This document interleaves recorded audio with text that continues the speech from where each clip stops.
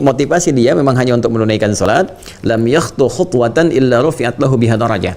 Allahu akbar, Allahu akbar, Allahu akbar. Jadi bukan hanya dia dapat 25 kebaikan tadi, digandakan dari orang yang salat sendirian. Bukan hanya nanti jaminan ada 27 ya kebaikan saat dia menunaikan salatnya, tapi setiap langkah yang ia lakukan demi menuju masjid untuk salat itu setiap langkahnya dihitung oleh Allah Subhanahu wa taala, dicatat oleh malaikat, diperintahkan malaikat mencatat untuk menaikkan derajat dia di sisi Allah Subhanahu wa taala. Kemudian illa rufi'at lahu biha darajah wa hatta anhu biha khati'ah. Allahu akbar. Dan akan dihapuskan setiap kesalahan. Ya, kesalahan-kesalahan kecil ya, sepanjang bukan dosa besar. Jadi ternyata membiasakan diri untuk ke masjid itu juga salah satu langkah untuk memperbaiki perilaku. Jadi akan berdampak pada perubahan perilaku. Fa idza shalla lam tazalil malaikatu tusalli alaihi ma dama fi musallahu. Allahu akbar. Ya, keutamaan yang lainnya lagi tadi baru berangkat ya, nyampe masjid udah dapat 25. Kemudian setiap langkah di perjalanan itu dihitung dengan meningkatkan kualitas kebaikan sisi Allah, derajatnya naik. Kemudian kesalahan-kesalahan yang terbiasa, kadang-kadang nggak sengaja salah atau terbiasa terbawa pada sesuatu yang tidak benar, itu dihapuskan oleh Allah, ya kan? Selain dosa besar tentunya. Dan itu nanti mendorong kalau dosa-dosa kecil itu hilang, dosa-dosa besar itu akan terdorong untuk ditaubati, ya.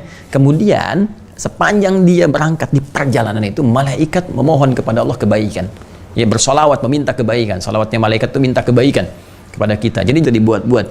Ya, tetap ada salawat. Apa kalimat malaikatnya? Allahumma salli alaihi, Allahumma arhamhu. Allahu akbar. Allahumma salli alaihi. Ya Allah, mohon berikan segala kebaikan kepadanya. Jadi minta Allah berikan salawat. Salawat dari Allah itu maknanya bisa banyak. Bisa hidayah. Ya, hidayah petunjuk kebaikan. Bisa juga pemberi solusi dari persoalan. Ada orang dapat hidayah dari Allah, dapat salawat dari Allah. Ya, seperti di Quran surah ke-2 Al-Baqarah ayat 157. Orang-orang yang sabar dalam menghadapi ujian, orang-orang yang menyerahkan semua kepada Allah, berikhtiar dengan baik, ulaika alaihim salawatu min rabbihim wa rahmah. Mereka itu orang-orang yang mendapatkan salawat dari Allah. Salawat dari Allah itu tadi bisa berupa hidayah, bisa berupa ampunan, maghfirah dari Allah Subhanahu wa taala. Ya, dan malaikat meminta, ya Allah, ampuni dosanya. Ya Allah, ampuni dosanya. Ya Allah, berikan dia petunjuk dalam hidupnya supaya lebih baik. Ya Allah, jadikan sisa hidupnya hayatan thayyibah, akhirnya husnul khatimah. Warhamhu, dan sayangi dia.